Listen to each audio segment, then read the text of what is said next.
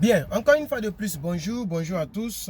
Vous êtes sur la chaîne YouTube Herman parle politique. Aujourd'hui, une fois de plus, j'aimerais vous dire, nous n'avons pas vu des vidéos et des parutions publiques concernant les propos du président de la République, son Excellence, M. Laurent Gbagbo. Il a fait un hommage émouvant concernant son frère, M. Aboudraman Sangaré, qui a été son plus vieux compagnon depuis qu'il a commencé, qu'il est rentré en politique. Aboudraman Sangaré, comme le nom le dit, qui était un frère du Nord. Et vous avez peut-être regardé la vidéo que j'ai faite avant celle-ci, où j'ai posé la question de savoir pourquoi est-ce que M. Dramane Ouattara Alassane a fait tuer plein d'Ivoiriens. Et j'ai donné pour la première partie, parce que je vais faire en 10 parties. La première partie, j'ai parlé un peu concernant les soi-disant exclusion du peuple du Nord et des musulmans du Nord de la Côte d'Ivoire.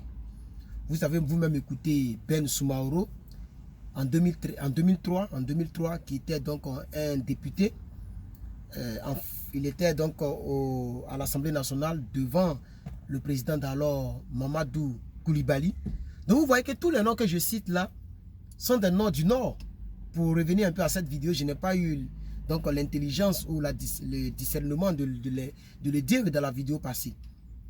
Mamadou Koulibaly, président de l'Assemblée nationale à son temps, au temps où le président Laurent Gbagbo fut élu président pour la première fois en Côte d'Ivoire, son président de l'Assemblée nationale s'appelait Mamadou Koulibaly. Son compagnon d'enfance en politique s'appelait Aboudraman Sangaré. Et je vais dire, l'un des députés qui était donc contre les agissements de M.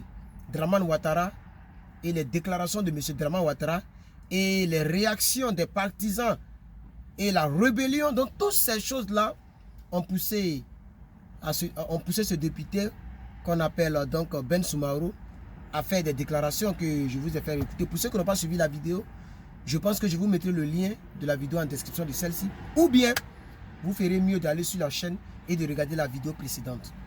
Voilà. Donc, je vais vous lire l'hommage émouvant du président Laurent Gbagbo concernant son ami de tous les jours, feu M.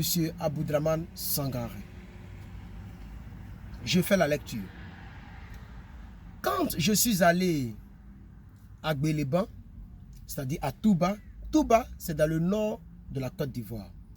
Pour ceux qui disent que le président Laurent Gbagbo n'aime pas les nordistes, n'aime pas les musulmans, Gbagbo Laurent était allé en tournée à Touba. Il rend le témoignage concernant son ami de tous les jours, Aboudraman Sangaré. Quand je suis allé à Gbéléban, à Touba, à Madiani, c'est avec Sangaré que j'ai fait cette tournée. Quand nous avons fini ces visites-là, pour les autres localités, j'ai demandé à Sangaré de rester à Abidjan pour surveiller le parti. Sangaré, c'est lui qui surveillait les mouvements du parti politique du président Laurent Gbagbo. Dans cette vidéo, viens continuer mon interrogation, viens continuer de répondre à l'interrogation de la vidéo précédente. On continue. Comme s'il m'arrive, c'est-à-dire au cas où il m'arrivait quelque chose là-bas, c'est-à-dire dans les autres localités, qu'il puisse prendre le relais du parti. Donc, je suis venu pleurer Sangaré aujourd'hui en 2021. Mais aujourd'hui, nous ne pleurons plus. Parce qu'on a beaucoup pleuré. J'étais au téléphone avec un Nyang Adou qui suivait Sangaré. Et je lui ai demandé, Nyang, comment ça va? Est-ce que vous avez trouvé les moyens pour l'envoyer en Tunisie. Il m'a dit, président, on cherche. Et c'est pendant qu'il me disait, on cherche, que quelqu'un d'autre est venu lui dire que Sangaré est mort.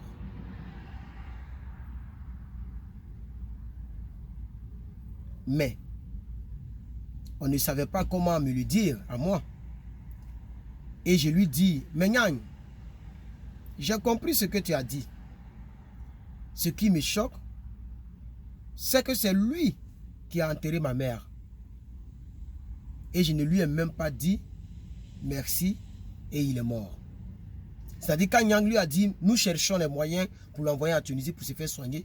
À ce même instant, quelqu'un a appelé Nyang pour dire à Nyang que Sangaré est mort. Mais il était déjà au téléphone avec Bobo Laurent, il ne savait pas comment le lui dire directement comme ça, puisqu'il a déjà dit on cherche. Donc la réponse de Bobo Laurent a été que j'ai compris ce que tu as dit. Vous comprenez? Voilà, il faut bien comprendre le discours parce qu'il est un peu compliqué. Enfin, je tenais à vous présenter mes condoléances, puisqu'il était dans la famille pleurait. Je suis venu, je suis heureux d'être là. Mais je suis très triste de ne pas pouvoir trouver Sangaré parmi vous. Je suis très triste. Avec Sangaré, on a fait beaucoup de choses ensemble. Quand je suis arrivé d'exil, tous les soirs, je venais ici, chez lui ici, et on causait de tout. C'était encore là le parti unique. C'était encore là le parti unique. C'est-à-dire qu'il n'était même pas encore président. Il n'y avait même pas encore le multipartisme. Quand il était venu d'exil et qu'il partait voir M. Sangaré pour causer de tout et de rien. C'était vraiment son ami. Sangaré Aboudraman. Vous qui dites que notre leader n'aime pas les étrangers, les gens du Nord, les musulmans du Nord de la Côte d'Ivoire.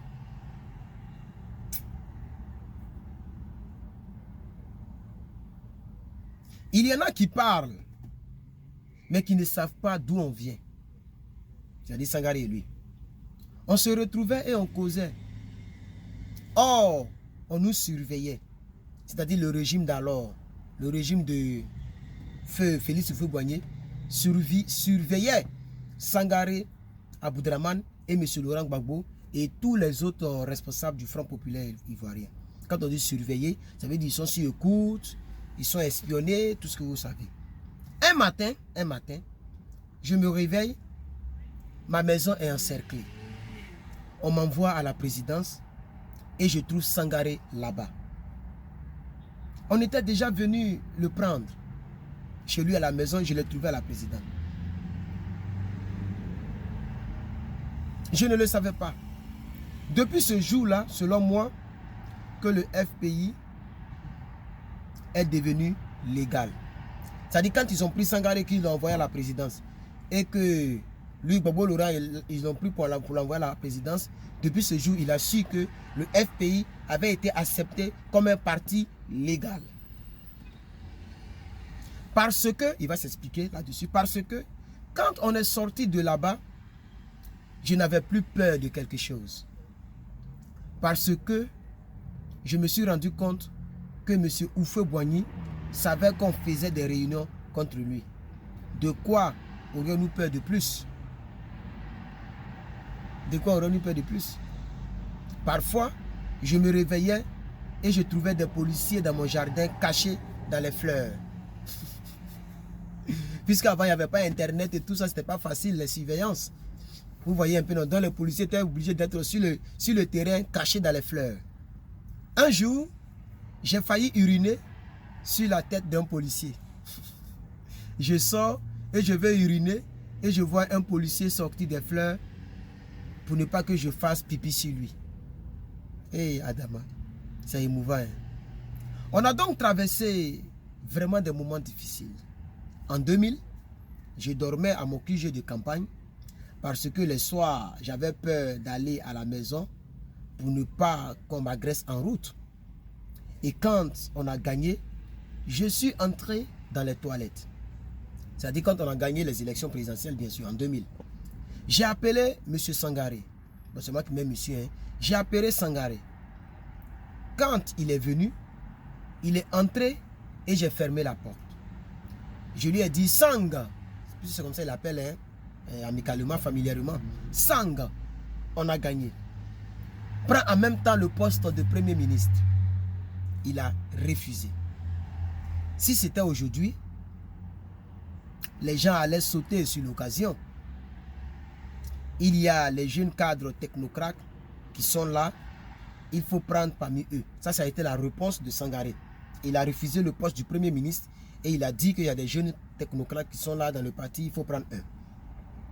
Le connaissant, je savais qu'il allait refuser parce que je le connais.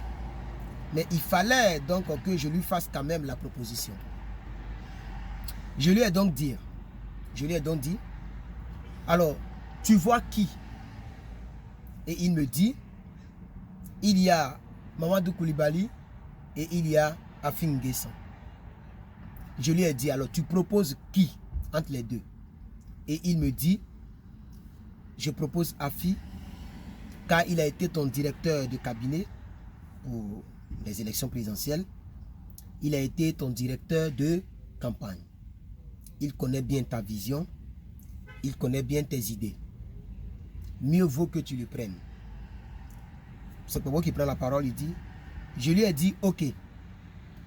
Et que si nous rentrons dans la salle, il faut lui annoncer cela toi-même. Quand nous sommes allés dans la salle, il a annoncé cela à M. Afi.